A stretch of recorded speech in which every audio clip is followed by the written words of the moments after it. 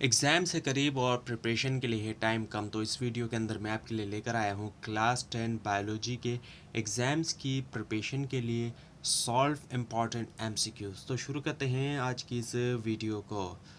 अब ये chapter wise MCQs हैं, सॉल्व एमसीक्यूज़ हैं। तो पहला जो चैप्टर है गैसियस एक्सचेंज, इसमें जो इम्पॉर्टेंट है पहला वो है oxygen is transported by, oxygen जो है वो ट्रांसपोर्ट होती है इनमें से किसके ज़रिए, वो होती है haemoglobin. So haemoglobin in red blood cells binds oxygen and carry it from lungs to body tissue. क्या कहते हैं, हेमोग्लोबिन्स जो होते हैं रेड ब्लड सेल्स के अंदर बाइंड करते हैं ऑक्सीजन को और ले जाते हैं उसको लंग्स से लेकर बॉडी टिश्यू तक। उसके बाद एक breathing rate increases due to, breathing rate के अंदर इजाफा हो जाता है इनमें से किसकी वजह से, सो वो है हाई कार्बन डाइऑक्साइड। सो हाई कार्बन डाइऑक्साइड जो होती है ब्लड के अंदर वो सिग्नल देती है ब्रेन को to increase breathing rate to remove excess carbon dioxide, ताकि जब ब्लड सिग्नल पहुंचता है ब्रेन तक इंक्रीज करने के लिए ब्रीथिंग रेट, ताकि रिमूव कर दिया जाए जो एक्सेस कार्बन डाइऑक्साइड है। उसके बाद होम्योस्टेटिस के जो इम्पॉर्टेंट एमसीक्यूज़ हैं उसमें पहला ये क्या है, functional unit of kidney is, इनमें से कौन सा जो है फंक्शनल यूनिट है किडनी का, वो है nephron. So nephron filters blood, removes waste and forms urine. Nephron जो है वो फिल्टर करता है ब्लड को, रिमूव करता है वेस्ट को, फॉर्म करता है यूरिन को। उसके बाद एक removal of excess water is called, removal होना एक्सेस वाटर का वो इनमें से क्या कहलाया जाता है, वो है osmoregulation. So osmoregulation maintains water and salt balance in the body. Osmoregulation maintain करता है वाटर और जो सॉल्ट बैलेंस होता है बॉडी के अंदर। उसके बाद देखिए hormone ADH controls, hormone ADH control करता है इनमें से किसको, so the answer is water balance. So ADH increases water absorption in kidney to control body water level. ADH जो बढ़ाता है वाटर रीअब्जॉर्प्शन जो होती है किडनीज के अंदर, ताकि कंट्रोल करे बॉडी वाटर लेवल को। Now the coordination and control, अब इसमें जो इम्पॉर्टेंट है उसमें पहला है कि basic unit of nervous system, basic unit जो है नर्वस सिस्टम का वो इनमें से क्या है, वो है neuron. So neuron is a specialised cell that transmit nerve impulses. Neuron जो है वो क्या होता है, स्पेशलाइज्ड सेल होता है जो कि ट्रांसमिट करता है जो नर्व इम्पल्सेस होती हैं उनको। उसके बाद एक गैप बिटवीन टू न्यूरॉन्स, अब दो न्यूरॉन्स के दरमियान जो गैप है वो इनमें से क्या है, वो है synapse. The answer is synapse. Synapse is the junction where signals pass from one neuron to another. Synapse जो है वो जंक्शन होता है जहाँ पे सिग्नल्स पास होते हैं एक न्यूरॉन से दूसरे तक। उसके बाद एक reflex action is control by, reflex action को कंट्रोल किया जाता है इनमें से किसके ज़रिए, वो होता है स्पाइनल कॉर्ड।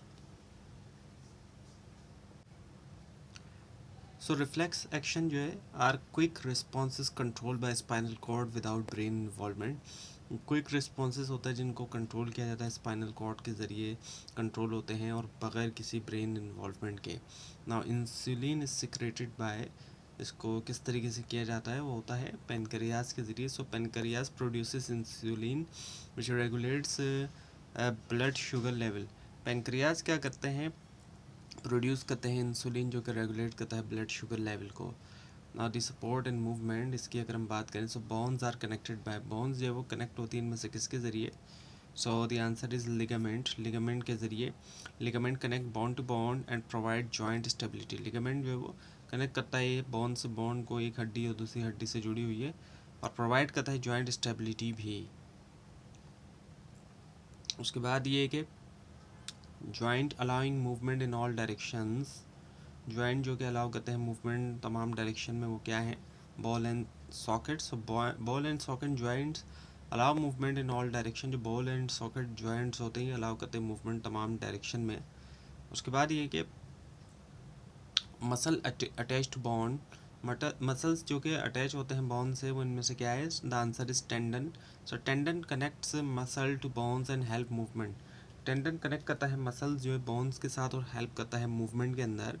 ना द रिप्रोडक्शन, अब रिप्रोडक्शन के अंदर जो इंपॉर्टेंट है उसमें कि फ्यूजन ऑफ गैमेट्स इस कॉल्ड, जो फ्यूजन होती है गैमेट्स की वो कहलाई जाती है इनमें से क्या, वो है fertilisation. So fertilisation forms a zygote by combining male and female gametes. Fertilisation form करता है एक जाइगोट जिसमें कंबाइन करते हुए मेल और फीमेल जो गैमेट्स होते हैं उनको। उसके बाद ये कि male gametes are produced in, male gametes जो वो प्रोड्यूस होते हैं इनमें से किसके अंदर? So the answer is testis, testis के अंदर। टेस्टिस प्रोड्यूस स्पर्म, टेस्टिस जो प्रोड्यूस करता है स्पर्म। उसके बाद ये कि site of fertilisation in humans, इनमें से कौन सी जो साइड है फर्टिलाइजेशन की ह्यूमन में, वो है fallopian tube. The answer is fallopian tube. So fertilisation usually occurs in the fallopian tubes, जो फर्टिलाइजेशन है यूजुअली तौर पे होती है फेलोपियन ट्यूब के अंदर। उसके बाद ये ए सेक्चुअल रिप्रोडक्शन इन्वॉल्व, अब ए सेक्चुअल रिप्रोडक्शन जो होती है उसके अंदर जो वो शामिल है, उसमें क्या, उसमें शामिल है वन पेरेंट, एक ही पेरेंट शामिल है। So asexual reproduction occurs without gametes and only one parent is involve. Asexual reproduction इस तरह की होती है कि बगैर गैमेट के और सिर्फ एक ही पेरेंट इसमें इन्वॉल्व है, शामिल है। उसके बाद इनहेरिटेंस की हम बात करें, so father of genetics, father of genetics जो है वो इनमें से कौन सा है? सो the answer is Mendel. So Gregor Mendel ने क्या क्या डिस्कवर किया जो बेसिक लॉ ऑफ इनहेरिटेंस है। उसके बाद ये कि मोनोहाइब्रिड क्रॉस स्टडीज़, मोनोहाइब्रिड जो है क्रॉस जो है वो स्टडी करता है इनमें से क्या, वो है one trade. So it studies inheritance of a single characteristic, ये स्टडी करता है जो इनहेरिटेंस होती है सिंगल करेक्टरिस्टिक्स की। Observable trade is, observable trade इनमें से क्या है, वो है phenotype. So phenotype is the visible expression of a trade, visible expression होता है फिनोटाइप जो है एक ट्रेड का। उसके बाद कि genes are located in, genes जो सॉरी लोकेटेड ऑन, जीन्स जो वो लोकेटेड होते हैं इनमें से किसके ऊपर? So the answer is chromosomes.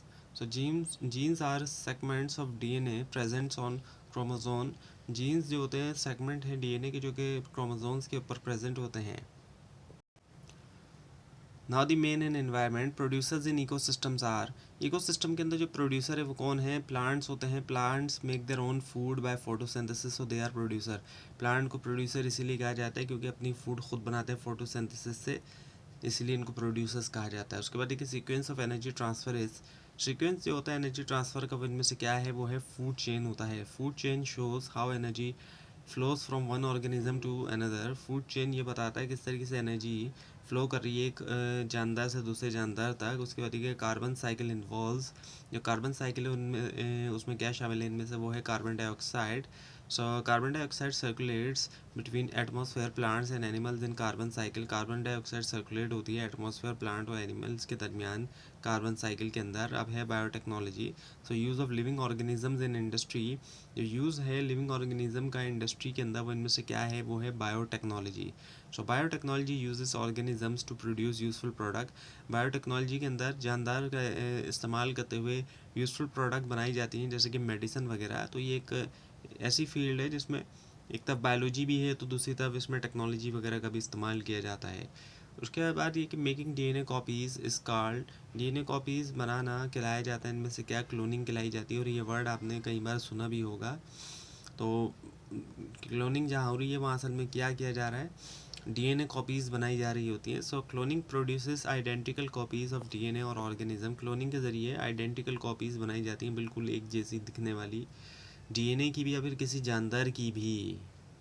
उसके बाद ये कि micro organism are used to produce, micro organism को इस्तेमाल करते हुए बनाया जाता है इनमें से क्या, एंटीबायोटिक्स को बनाया जाता है। So bacteria and fungi are used to produce antibiotic like penicillin.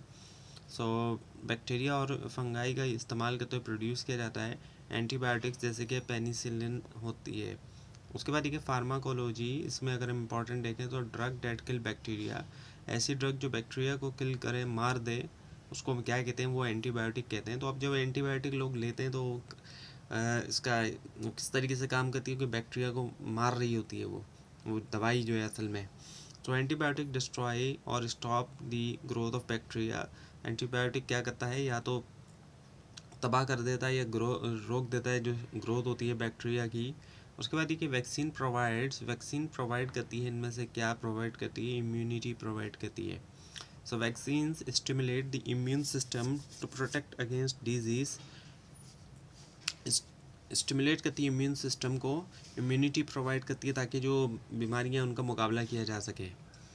Addiction means, addiction का मतलब क्या होता है, सो डिपेंडेंस ऑन ड्रग्स। सो जिस शख्स को एडिक्शन हो जाती है तो वो फिर डिपेंडेंसी उसकी हो जाती है ड्रग्स के ऊपर। So addiction is a condition where a person become dependent on drug. एक ऐसी कंडीशन होती है जहाँ पे एक शख्स बन जाता है ड्रग्स के ऊपर डिपेंडेंट।